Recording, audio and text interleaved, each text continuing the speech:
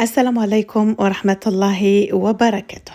الفيديو تاع اليوم راح نديرو وصفة بالكرومبيت، وكما راكم تشوفوا وصفة مختلفة، تحضيرها كذلك مختلف.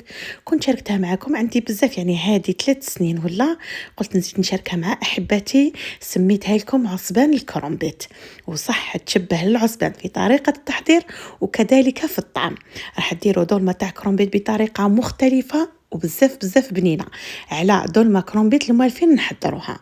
وكذلك يعني بديت لكم الفيديو هكذا بروتين خفيف تحفيزي، ننظفوا شويه هكذا مع بعض ومن بعد نروحوا قبالة نطيبوا الوصفة تاعنا. لكن أحبتي قبل هذا راح نصلوا كامل على رسولنا الكريم عليه أفضل الصلاة والسلام، نقولوا بسم الله وعلى بركة الله. من فضلكم أحبتي ما نوصيكمش على هذاك اللايك، فضغطوا عليه فضلا وليس أمرا، واكتبوا تعليق يلو كان يكون صغير، يلو كان يكون قلب، يلو كان يكون نقطة هكذا باش يطلعوا الفيديوهات شوية. المهم احبتي شوفوا بديت لكم بالرخامه. الرخامه هي من اكبر المشكلات اللي تعاني منهم مربة البيت في الكوزينه هكذا لما تكون تنظف. الرخامه هي يعني في الاصل وشنو هي؟ عباره عن حجره، وهذيك الحجره تتشرب اي حاجه تسيح فوقها ولا تحطيها فوقها، ولا اي حاجه مثلا حاجه تاع رغوه ولا تتشرب لك هذاك الصابون، مثلا يسيح لك لاتاي، ولا خصوصا اذا كانت الرخامه بيضاء يتشرب لك هذاك لاتاي. مثلا تكوني طيبي هكذا تسيح لك كميه تاع زيت كيف تتشرب الكميه تاع الزيت. دوكا نقول لكم الرخامه ديالي انا كيفاش ننظفها. لكن قبل هذا راني شاركت معكم هذا المنتوج تاع جود كلين. هذه القاروره تفزج احبتي، شوفوا هذه فيها 800 مليلتر وهذه النص تاعها يعني فيها 400 مليلتر. وبالنسبه لهذه القاروره اللي هي نفس هذه القاروره الصغيره، فقط هذه ترفد 800 مليلتر وهذيك ترفد 400 مليلتر، يعني تحبوا تشروا القاروره الكبيره ولا القاروره الصغيره. نظفت بها لي تاع الكوزينه تاعي يعني الجهه اليسرى والجهه اليمنى، راكو شتوش كان فيهم السبك يعني خرجوا ما شاء الله. اللي ما شافش هذاك الفيديو راح نخلي له الرابط في صندوق الوصف. والصراحه هذا المنتوج تاع جود كلين من بين المنتجات اللي ما نقدرش نستغنى عليهم، يعني يخرج روعه ما شاء الله. كذلك بزاف تعليقات اللي جاوني قالوا لي ما لقيناش يتباع في الجزائر، راكو يعني تلقاوها اذا قلبتوا. شوفوا انا هنايا رحت للميسوني، في المارشي تاع ميسوني كاين محل يبيع لي برودوي، عندك القاروره يبانوا في الزوج، وحتى يعني اللي لمعنا المعادن هاي لك القاروره تاعو هذه الصغيره هاي لك مكتوب فيها جود كلين. كذلك شفتهم في المارشي تاع الجرف اللي جاي في باب الزوار، شفتهم كذلك في واحد سوبيرات في رويبه. يعني قلبوا خصوصا المحلات اللي تصيبهم يبيعوا لي برودوي فقط. في الحامز كذلك شفتوا يعني هذوك القراعي في الحامز. المهم نتوما قلبوا، واي واحد يعني يكون يحوس على حاجه اكيد يقلب عليها حتى يلقاها. انا كما شفتوا احبتي عندي هاد الكوشه يعني راهي قديمه عندها سنوات، لكن الحاجه لما تكوني محافظه عليها واقفه عليها فاكيد يعني راح تبقى لك مده طويله. ولما يكون عندك برودوي مليح هكذا اللي ما يفسدلكش الحاجه كما هاد البرودوي تاع جود كلين احبتي، شوفوا يعني فشفشت كميه كبيره، راني جوزت لها فقط بلافيت ونزيد بتشليقه ودوك تشوفوا يعني راح تنحي السبك. على كل حال يعني ما عنديش حاجه كبيره، هذا تنظيف يومي وانا دائما ندير هذا التنظيف اليومي اللي راكم تشوفوا فيه. شوفوا يعني ينحي لك السبك وكذلك اللمعان. شوفوا هذه التجويزه الاولى فقط يعني بالتشليق مشمخه صرتو مليح ونحيت لها هذيك الرغوه، وشوفوا كيفاش خرجت لي. وعلى كل حال حتى هذا المنتوج تاع جود كلين هاوليك هذا هو منظف المعادن، يعني ينظف الالومنيوم ينظف الإينوكس والنحاس بكامل الوانه، الاحمر والاصفر وحتى النحاس الابيض. اللي عندها هكذا الوجه تاع الكوشه كيما ديالي تاع إينوكس تقدري تخدمي كذلك بهذا البرودوي تاع جود كلين اللي يلمع المعادن، يعني ديري هكذا بما انه إينوكس حكي شويه فقط وتعاودي تمسحي بتشليق مشمخ، تعاودي تجوزي بتشليق ناشف وراح تحصلي كذلك على نتيجه بزاف هايله. والحاجه المليحه بزاف اللي تعجبني في هذا البرودوي تاع جود كلين وشنو هي؟ كاين بزاف لما يخدموا يعني هكذا في المعادن، ولا مثلا تكون عندك الكوشه تاعك جايه في لاكولار هذيك غري ولا كيتفشفشي عليها المكشط من هاد الانواع اللي راهم في السوق، يعني ما راحش نذكر ماركات، ولا تصيبي باللي يعني هذاك اللون القري كامل يتبدل لك، وهذاك البرودوي اللي تفشيه يولي خيوط وما تقدريش تنحيه حتى لو كان تحكيه.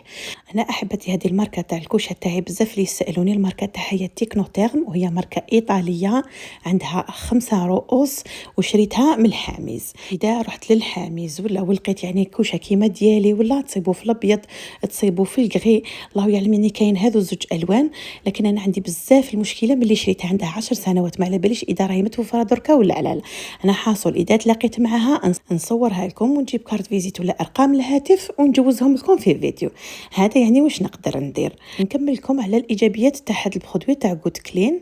دائما لما مثلا تكون عندنا ماركه ولا كتيبه هكذا في اي جهاز الكتروني ولا كوشه ولا مثلا ميكروويف، ولا لما تفشفشوا المكشط تصيبوا بلي كلالكم كامل هذيك الماركه، خصوصا اذا كانت يعني ماركه كيما احنا نقولوا مهنا تروح لها كامل هذيك الماركه او تتمحى، يعني ياكلها هذاك البرودوي. هذا البرودوي تاع جود كلين فشفشيه عادي على الالكتروميناجي ديالك وحكي عادي ينحلك السبك ويمدلك نتيجه بزاف هايله.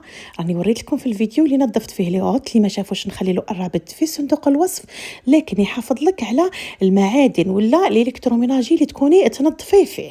بالنسبه للرخامه ديالي بزاف اللي يسالوني يقولوا لي كيفاش تبرق هكذا وما فيهاش لي تخاص، يعني انا الرخامه ديالي كذلك تتوسخ عادي كيما كامل الرخامات اللي عندكم. لكن واش ندير لها رغيوه بالصابون تاع الاواني عادي ونزر بهذيك الرغوه باش ما تتشربهاش. نعاود يعني نحي لها كامل بهذاك الخطوه اللي شفتوه، نزيد نجوز بتليق يكون مشمخ ويكون فيه الماء باش نحي كامل هذيك الرغوه، ونعاود بالناشف عادي وهكذا تخرج لي كيما شفتوا. ما ندير لها حتى برودوي واحد اخر، حتى هذا البرودوي تاع جود كلين وما نديروش للرخامه ديالي، يعني ندير لها فقط صابون غسيل الاواني وبالخف نحي هكذا باش ما تتشربوش. واذا لقيت برودوي يكون شباب تاع الرخام فتاكدوا بلي راني راح نشاركه معكم هكذا باش نستفادوا كامل.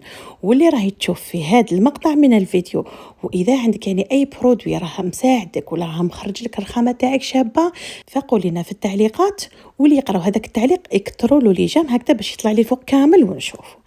نروح للوصفة تاعنا الثانية أحبتي اللي سميتها عصبان الكرومبيت. وش نقول لكم، يعني وصفة بزاف هايلة. بالنسبه لنوع الكرومبيت اللي استعملته استخدموا هذاك الكرومبيت اللي تجي الورقه تاعو قاسيه، ما تجيبوش هذاك الكرومبيت اللي تجي الورقه تاعو خفيفه وطريه، والا هذه الوصفه ما راحش تجيكم مليحه. الحبه تاع الكرومبيت استخدمت حبه من متوسطه رايحه للكبيره، نحيو لها كامل هذيك الراس ولا هذيك الحفره اللي في الوسط ونديروها فيما يكون يغلي، وبعدها لما يغلي الماء يبداو هذوك الوراق يطيروا وحدهم. فقط احبتي ما تستخدموش هذاك الكرومبيت اللي يجي كبير الحجم والورقه تاعو تجي الشفافه. هاني قلت لكم ديروا هذاك الكرومبيت اللي تجي الورقه تاعو شويه خشينه. بالنسبه للنوعيه تاع الارز انا استخدمت هذا الارز، تصيبوه يعني عند اللي يبيعوا الاليمونطاسيون ولا المواد الغذائيه. هاوليك جاي ارز الحبه تاعو بزاف قصيره، هذا يصلح للمحاشي ويمد لكم نتيجه بزاف هايله. اذا لقيتوه اللهم بارك، اذا ما لقيتوش ديروا اي نوعيه تاع رز واحده اخرى. المهم استخدموا هذاك الرز اللي يطيب بالخف، ماشي هذاك الرز اللي يدي مده طويله، لانه يعني هاد الحشوه تاع الرز لو كان نغلفوها كامل بهاد الحبات ولا بهاد الورق تاع الكرومبيت فيعني يقدر ما يدخلهاش الطياب. لا كل حال انا هذا الرز يعني طيبته شويه فقط، من بعد نقول لكم على هذيك الخطوه.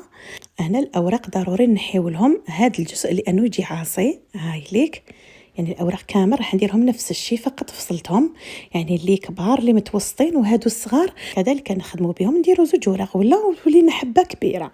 هادو 3 ورقات هما اللي كانوا من الفوق كامل راح نديروهم كقاعده في الطنجره تاعنا، هما والاوراق تاع المعدنوس هكذا باش ما تحرقناش هاد الوصفه، لانه راح نشفوها من كامل الكميه تاع الماء كما شفتوا في بدايه الفيديو كامل. هنا يعني حكمت القصعه تاعي لانه راح نديروا يعني كميه كبيره.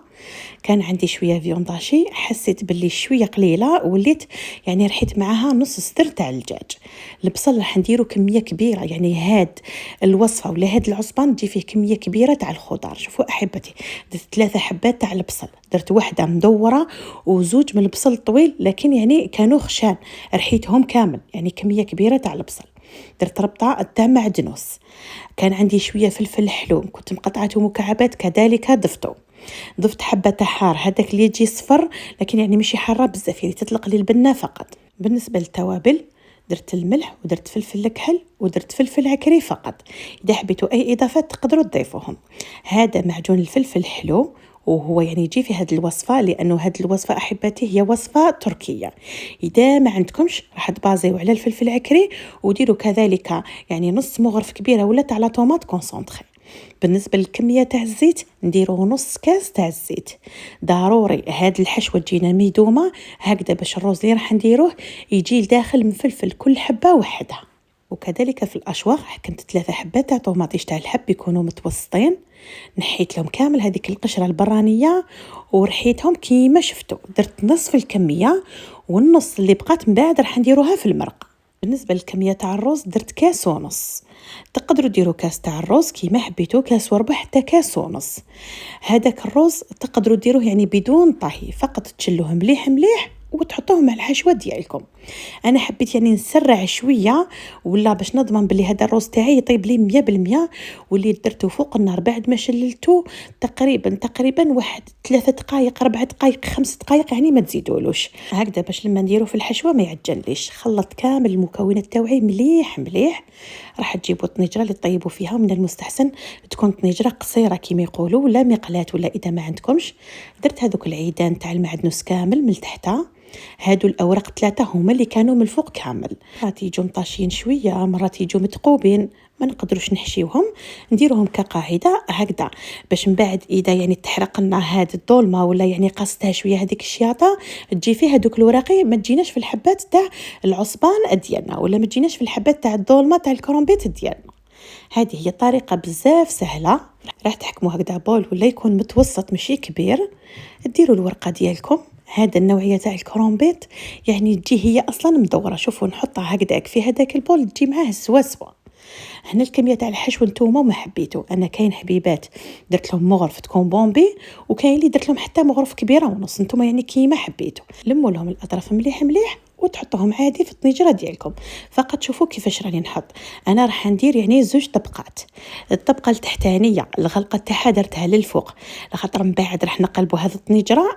لو كان هذاك الرونجي الاول نديروا له الغلقه لتحت، من بعد يعني الطيابه تاعنا ما راحش تجي شابه من الفوق. يعني دائما تفكروا بلي راكم راح تقلبوا الطنجره ديالكم. وهادو اللي راني راح نديرهم في الصف الثاني، نقلبهم كذلك، والغلقه نديرها مع الغلقه هكذا باش يتسكر لي هذاك الرونجي التحتاني وما يتفتحليش في المرقه. هنا شوفوا احبتي هذوك الوراق الصغيورين درت 2 كيما راكم تشوفوا مخالفين، وراح ندير يعني نفس الطريقه هكذا. يعني الحبه تاع الكرومبيت راني درتها كامل، والحشوه جاتني سوا يعني نقطه تاع الرز ولا نقطه تاع الحشو ما بقاتليش. هذه هي معناتها الرونجي التحتاني نديروا له الفتحه للفوق، والرونجي الثاني نديروا له الفتحه للداخل، هكذا راح يغلقوا بعضهم. هذه هي. دوك نروحوا للمرقه ديالنا. هذيك الطوماطيش تاع الحب كيما شفتوا درت 3 حبات، قلت لكم نحيت لهم القشور، نص درتها في الحشوه والنص راح نديروه دركا في المرقه. درت كذلك مغرف كبيره تاع طوماط كونسونطري ما تكونش معمره مليح. راح ندير كذلك الملح، وندير الفلفل الكحل، وندير الفلفل العكري، فقط الملح يعني ما تكتروش بزاف. ما تنساوش بلي رانا درنا في الحشو كذلك. زدت له كذلك واحد 3 مغارف كبار تاع الزيت، ولا راح نخلط كامل هاد المكونات ونفرغوهم من الفوق. واي وحده يعني تحب تزيد اي توابل ولا تكون عندك يعني لمستك الخاصه، ولا انا دائما نمد لكم الاساسيات تاع الوصفه، نمد لكم نصائح وانتم غيروا في الوصفه كيما حبيتوا. فقط يعني نصيحه للمبتدئات، ولا لما تكونوا هكذا راح ديروا وصفه تاع الكرومبيت ولا الوصفه تاع الشوفلور، ولا يكون عندكم سلق، ولا ما تخلوش يعني هكذا يدبال في الفريجيدان كامل وتفسد لكم الحاجه. مثلا راكي راح ديري هكذا دولمه تاع كرومبيت، نقصي على روحك. راكي مثلا في الشهر الفاضل راكي راح طيبي دولمه كرومبيت اليوم للفطور، صباح لما تنوضي كامل تكوني تخدمي في شغلك، هذيك الحبه تاع الكرومبيت ولا هذاك السلق ولا الحبه تاع الشوفلور، ولا ديريها تتغلى ولا تتفور ولا واش ديري لها نتيا، وحطيها في الكسكس. منها هي تقطر مليح مليح، منها راهي تبرد. العشيه كي تجي راح تخدمي الوصفه تاعك راح تلقى يعني هذيك الخطوه هذيك الصعيبه هذيك الصامته اللي كامل ما نحبوش نديروها تلقاها واجده، وراح تنقصي بزاف على روحك الجهد والوقت. نسيت ما قلت لكمش الكميه تاع الماء اللي درتها، درت نص لتر تاع الماء وزدت لها كامل هذوك المكونات اللي قلتهم لكم مقبل، ومن بعد تفرغوها فوق الكرومبيت هذا كامل، وحاولوا بالمغرفه تفتحوا منافذ هكذا باش هذيك المرقه تهبط لكم حتى لتحت. اما بالنسبه لطريقه الطهي اللي هي مهمه بزاف، حتى مده الطهي، واش ديروا الطنجره تاعكم فوق النار، زيدوا لها شويه في الاول حتى تلحق لدرجه الغليان، ومن بعد لما تبدا تغلي لكم نقصوا للنار، خلوها يعني نار هادئه، وحطوا الغطاء وخلوها تطيب في غرضها. هاد الوصفه راهي تدي لكم حتى ساعه فوق النار، ساعه و10 ساعه وربع. اولا لاننا راح نطيبوها على نار هادئه معناتها راح تدي الوقت، وثانيا لازم نشفوها من كامل الكميه تاع السائل. لما تشوفوا باللي يعني الدولمه تاعكم ولا هاد العصبان كيما سميتو بدا يطيب لكم، وتشوفوا باللي الحبات تنفخوا معناتها الرز الداخل راه طاب، في هذيك الاثناء تبقى لكم الكميه تاع المرقه. واش ديروا؟ تنحيوا الغطاء وتخلوا اغلبيه السائل هذاك يتبخر. لما نشوف لكم هذا كلمه تحسوا شغل الريحه تاع الشياط هكذا من تحت، لكن ما تخافوش لاننا رانا دايرين هذوك الاوراق وهذوك العيدان تاع المعدنوس، يعني ريحه الشياط هذه كلها راح تجي فيها ما راحش تجي في الظلمه. يعني عسوها في الاخير كامل لما تشوفوا بقات لكم كميه قليله نتاع البرقه. هاد الوصفه يعني صح هكذا لازم تمدوا لها شويه اهميه في طريقه التحضير ولا حتى في الطهي، لكن النتيجه تاعها صدقوني يعني بزاف بزاف بنينه. هاد الوصفه اذا ما تعرفوهاش ولا ما شفتوش الوصفه تاعي القديمه، اذا ما كنتوش مالفين تاكلوها، انا نقول لكم باللي راح تولي من بين الوصفات المعتمده عندكم. وصفه بزاف بزاف بنينه والشكل تاعها بزاف مغري. انا الصراحه يعني كيما راكم تشوفوا بما انه ما فيهاش المرقه، يعني هما الاتراك يديروا لها الياورت تاعهم كيما اللي خدمتو شاركتو معكم ديك النهار، يميهوه فقط بشويه تاع الماء هكذا ويديروا له القارص. اما انا ما كانش متوفر عندي درت لها شويه مايونيز فقط، يعني تكل هكذا ناشفه كيما راكم تشوفوا. تقدروا تحطوا بجنبها سلطه، تقدروا تضيفوا لها اي اضافه تحبوها. المهم الحاجه اللي نضمنها لكم بلي بزاف بزاف بنينه، واذا جربتوها ما راحش تندموا. ان شاء الله الوصفه تاع اليوم تكون عجبتكم ونالت رضاكم. وصلنا لنهايه الفيديو احباتي، في الاخير ما عليا الا نقول لكم السلام عليكم ورحمه الله تعالى وبركاته.